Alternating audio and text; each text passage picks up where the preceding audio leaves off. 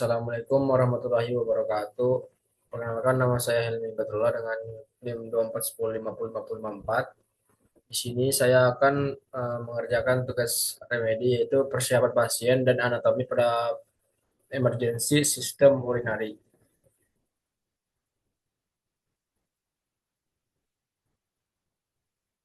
Yang pertama ada persiapan pasien. Ya, ada anamnesis cepat pada kondisi gawat daruratan urinari. Anamnesis dilakukan secara singkat dan terarah untuk mengetahui keluh utama. Fokus pada yang pertama ada nyeri flank atau nyeri kolik, yang kedua ada hematuria, yang ketiga ada retensi urin atau tidak bisa berkemih, yang keempat ada riwayat batu saluran kemih, infeksi, alergi obat dan penggunaan kontras sebelumnya. Yang kelima ada riwayat trauma abdomen atau pelvis bila kasus trauma. Pemeriksaan fisik awal. Pemeriksaan fisik dilakukan cepat untuk menilai stabilitas pasien, meliputi pemeriksaan tanda vital, palpasi abdomen, dan CVA, tenderness untuk menilai kemungkinan obstruksi atau infeksi, infeksi di stensi kandung kemih. Yang ketiga ada persiapan sebelum pemeriksaan radiologi. Persiapan umum sebelum tindakan penyitaan meliputi yang pertama ada melepas aksesoris logam di area abdomen dan pelvis. Yang kedua ada menjelaskan prosedur singkat kepada pasien untuk mengurangi kecemasan.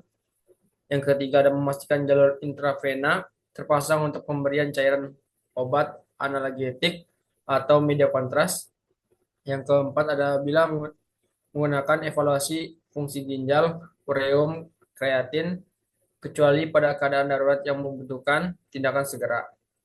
Dan yang keempat ada persiapan untuk pemberian media kontras. Jika pemeriksaan menggunakan kontras, misalnya CT abdomen dengan kontras atau RPG, lakukan screening riwayat alergi terhadap kontras, siapkan obat emergensi untuk mengatasi reaksi alergi, observasi kondisi pasien selama dan setelah pemberian media kontras. Yang kelima ada keamanan selama pemeriksaan. Eh, yang pertama ada posisikan pasien dengan aman dan nyaman. Yang kedua ada monitoring kondisi pasien selama tindakan. Yang ketiga untuk pasien trauma, lakukan pemeriksaan tanpa memindahkan pasien berlebihan dan tanpa tetap menjaga stabilisasi sesuai prinsip ATLS. Yang keenam, catatan khusus pada kasus trauma. Pada pasien trauma dengan kecurigaan cedera saluran urinari. Yang pertama, prioritaskan penilaian ABC, airway, breathing, circulation. Yang kedua, jangan melepas alat embolisasi sampai dinyatakan aman. Yang ketiga, pemeriksaan imaging dilakukan mengikuti protokol trauma, PES atau CT trauma.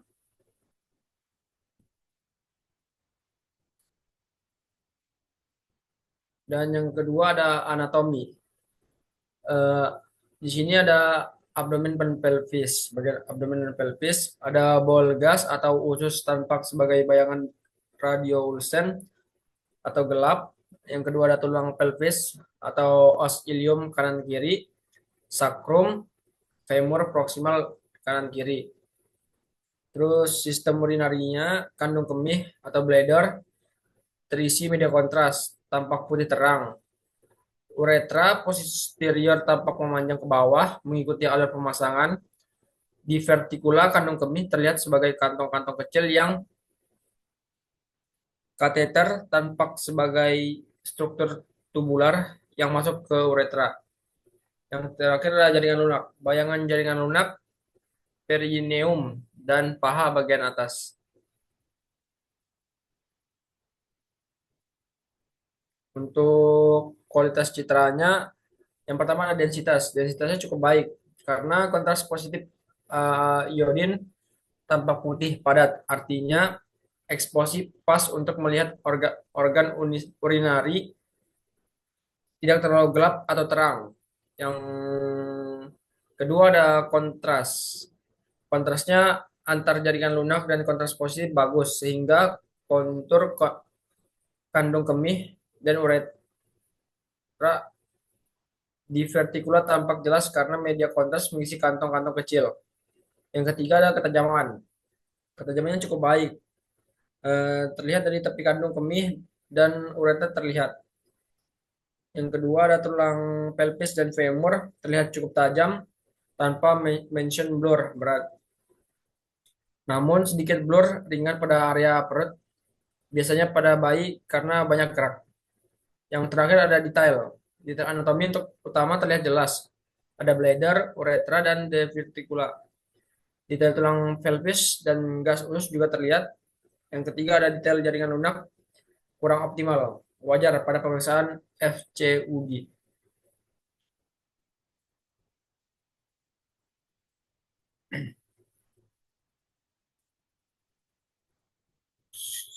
Sekian